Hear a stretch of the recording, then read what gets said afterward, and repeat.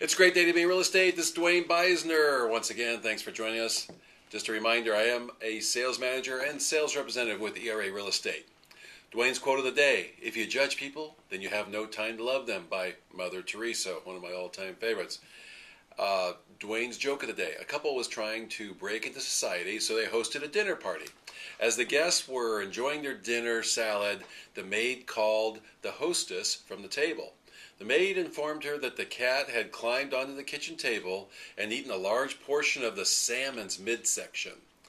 The hostess decided to fill the eaten portion in with some canned salmon and some other camouflage. As the guests were enjoying the fish, the maid called the hostess into the kitchen once again and announced, while wringing her hands, "Ma'am, the cat is dead." The hostess and her husband informed the guest and suggested it might be best if everybody went to the hospital and had their stomachs pumped. Returning home, the couple asked the maid where she had put the cat. She said, "It's still out on the road where the car ran over it." Now for Duane's social commentary. I thought this was a good thing. It's the 10 golden lessons from Steve Jobs. Obviously has done a great job with turning Apple around.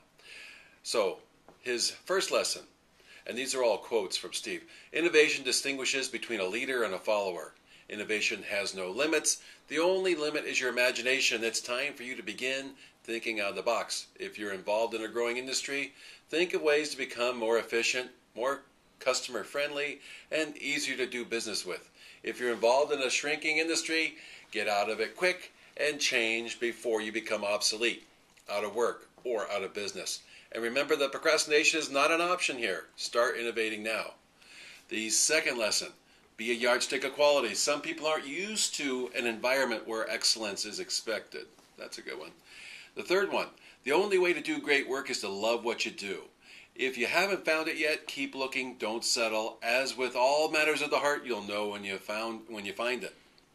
Fourth lesson: we don't grow most of the food we eat. We wear clothes other people make. We speak a language that other people developed. We use the mathematics that other people evolved.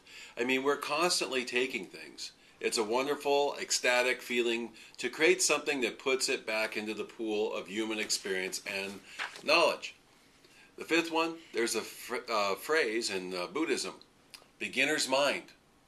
It's wonderful to have a beginner's mind. Sixth lesson: we think basically you watch television to turn your brain off, and you work on your computer when you want to turn your brain on. Lesson number 7: I'm the only person I know that's lost $250 million in 1 year. It's very character building. Wish I could say that. Number 8: I would trade all of my technology for an afternoon with Socrates. Wow, that's profound. Number 9: we're here to put a dent in the universe. Otherwise, why else even be here? Number 10: your time is limited, so don't waste it living someone else's life. Don't be trapped by dogma, which is living with the results of other people's thinking. Don't let the noise of other people's opinions drown out your own inner voice. And most important, have the courage to follow your heart and intuition. They somehow know what you truly want to become. Everything else is secondary. Now for Duane's Real Estate News. More than 7.3 million mortgages in the U.S. are non-current or are in REO status, which basically means in the process of foreclosure. And this is through March 2010, according to LPS, which is the Lender Processing Services Mortgage Monitor Report. Data and analytics from that company reported the modest improvements in the amount of loans becoming current has been overshadowed by the large pool of non-current assets, which represent more than 12% of all the active loans in the country. The volume of distressed mortgages is up 19.3% from a year ago. The amount of REOs in the United States as of March reached its highest level since 2008, according to this data.